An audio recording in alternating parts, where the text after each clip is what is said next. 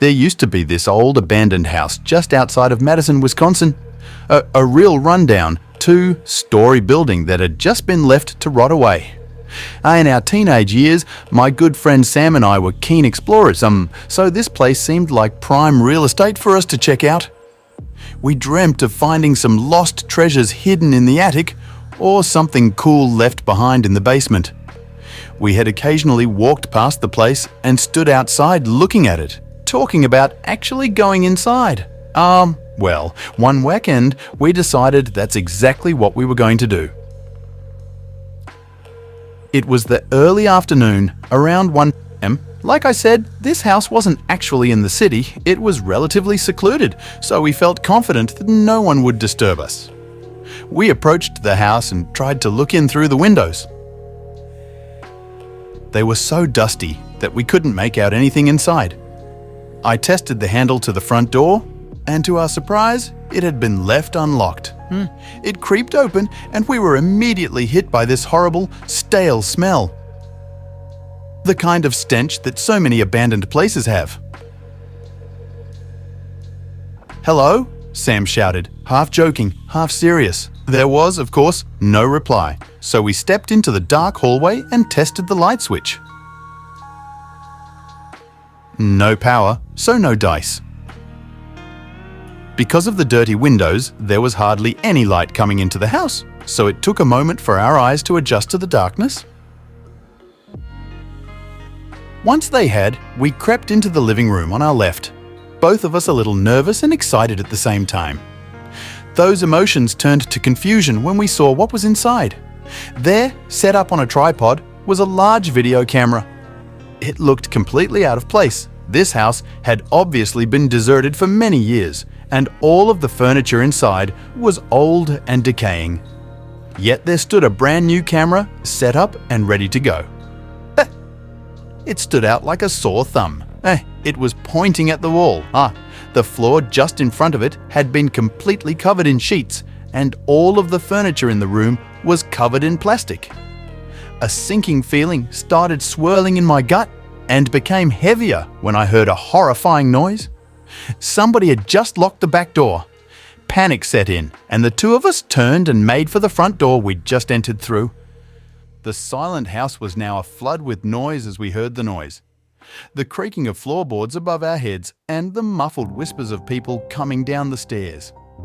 It sounded like there were 4 or 5 people, all charging down towards us. We made it outside, back into the light of day. As we bolted off, I turned and saw something I'll never forget. A man outside the front of the house who had obviously been creeping around to lock the front door as well.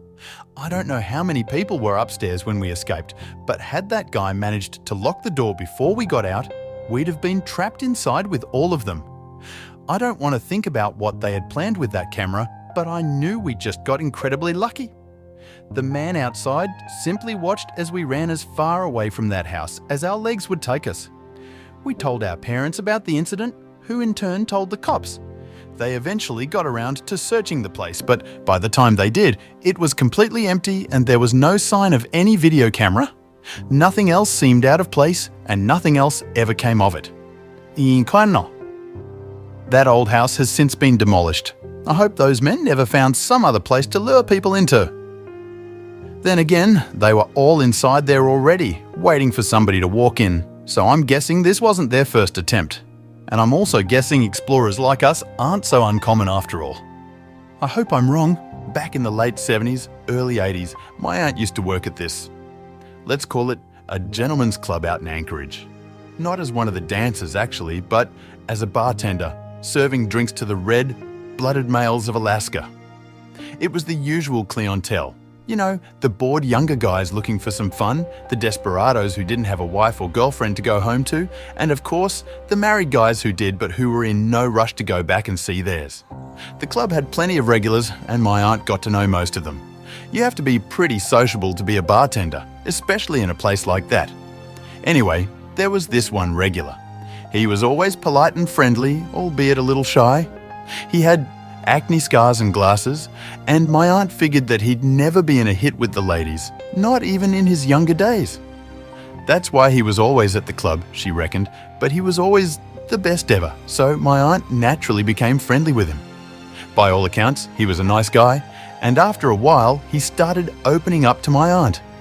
One day, he even invited her to a birthday party that he was having at his home. He said that it was going to be a huge shindig with lots of people coming over. He even offered to give her a ride there, saying it wasn't far from the club. Well, that was nice and all, and my aunt was flattered, but she told him that she had something else she had to do that night. Honestly, she felt a little bad about saying no, but this guy was a customer and she didn't want to mix business with pleasure. Not to mention, something didn't quite ring true about his story. This guy was the stereotypical nerdy type of guy. It didn't seem likely that he was going to be having a huge party with tons of guests. On top of that, several workers from exotic clubs had disappeared in the area in recent years. She figured it was smarter to be safe than sorry. My aunt said that the guy seemed quite disappointed. There was no big tip that night. Time went by and eventually the guy stopped coming to the club altogether. My aunt completely forgot about him. Then, several years later, she was hit by a blast from the past. There, on the television, was the picture of a man. His name appeared under the picture on the screen. Robert Hansen. He captured at least 17 women, brought them back to the club, Etanuska Valley just north of Anchorage, and then hunted them. I mean, literally hunted them for sport. He'd release them into the wilderness, give them a head start, and then hunted them down with a rifle and a knife.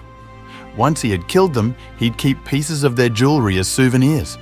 His final victim managed to escape his clutches, and thankfully, Hansen was arrested for his heinous crimes. My aunt has no doubt in her mind that he planned on playing a sick little game with her as well. A little game of life and death. I heard somewhere that 5 out of every 1,000 people go missing in Alaska. I'm just glad my aunt wasn't one of them.